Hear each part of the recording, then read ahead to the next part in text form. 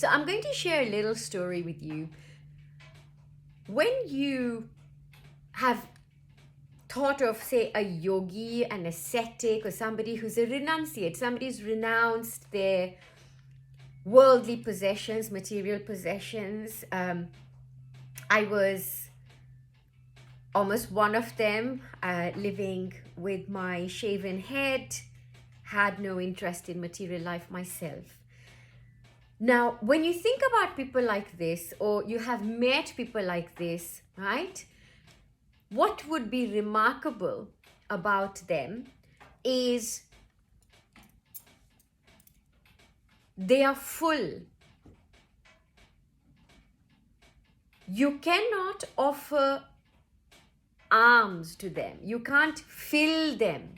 We think when we see some of these people, like when I was in my trips to India or the sacred sites, I met a lot of Aghoris, I met a lot of Naga Babas who have given their life in pursuit of self-realization, and they care for nothing. They have no desires. They have no worldly desires. They're not trying to manifest. They're not trying to create. They're not trying to do anything. They're not trying to pay bills or be part of a community even, but they're quite self-contained and very, very self-sufficient to some extent, because they completely rely on themselves and have a direct connection. Now, how do you, when you go to a yogi and you ask them for something, now imagine that they can give you anything. They will pretty much say, yeah, here, take it.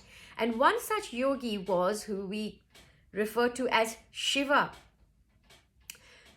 Shiva has been called many names, Mahadev, and one of his names is Bholenath. One of his other names is the fierce one, which is Rudra. He would get angry very easily. At the same time, he can also be very, very generous, be very, very benevolent. And sometimes his generosity has turned against him because he's granted boons that would turn against him.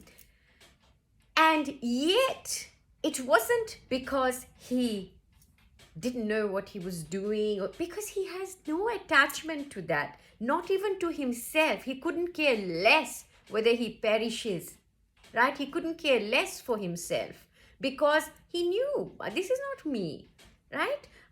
When we have no care, in the sense like we are detached, there's no self, right? Petty self, it doesn't exist. So in that, what takes birth is generosity. What takes birth is abundance. What takes birth is that act of selfless giving. What takes birth in that is a total self-reverence, right? There is no more relational living. You're not living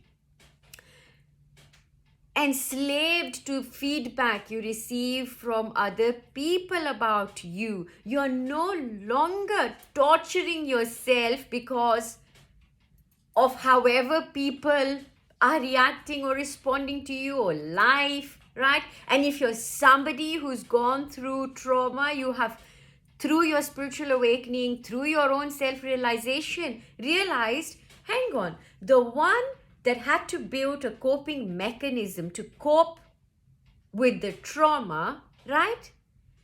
No longer needs to be that. We no longer need the coping mechanisms because we now have awareness. We now know that I am not that hurt child or the one that was traumatized anymore, that I am the one before the trauma. So I was perfect then, and it is safe for me to come out now and be myself without any fear that the trauma would have lodged inside of me to say that, you can't do this, you can't do that, right? Are you with me, right?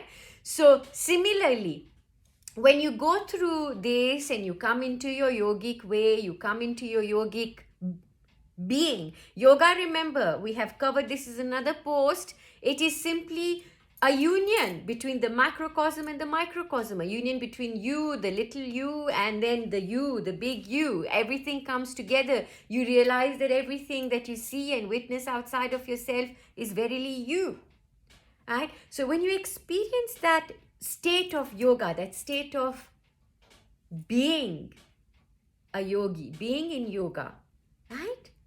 Nothing touches you. Everything, you're not phased. You're not phased. And whenever there is that feeling that you're going to be phased by something, or you feel, wait a minute, that's my old self, or that's a trigger. And not even self, right? Not even we can't even say, oh, my old self.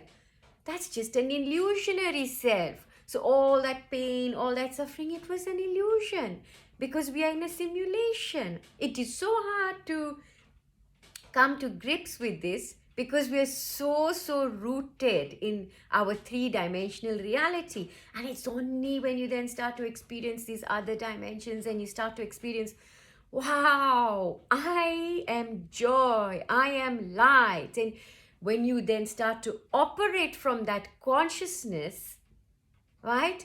Someone who's then operating just from their 3D consciousness, right, will seem very distant to you.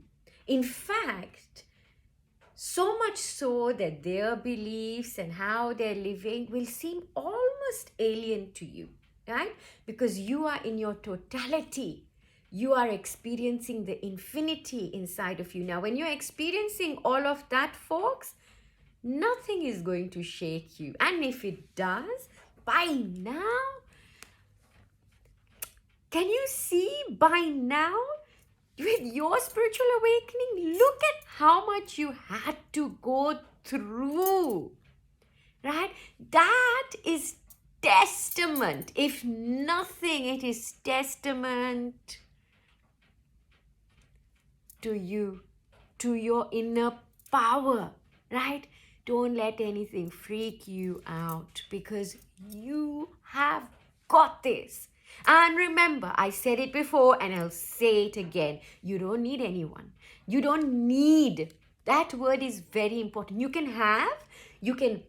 have a spiritual teacher, you can have a guide, you can, get into all of those things, but don't make them you, right? Don't depend on it, right? Depend on your direct connection with the state of yoga. Awaken the yogi within you, cutting the crap, right? That's my sort of name, right? The crap cutting yogi. So when you crap cut, it's a tongue twister, but couldn't think of any better name. Anyway, when you cut the crap, you literally come into that state, right? And then it's about maintaining that state. Lots of love. Take care and stay tuned for more.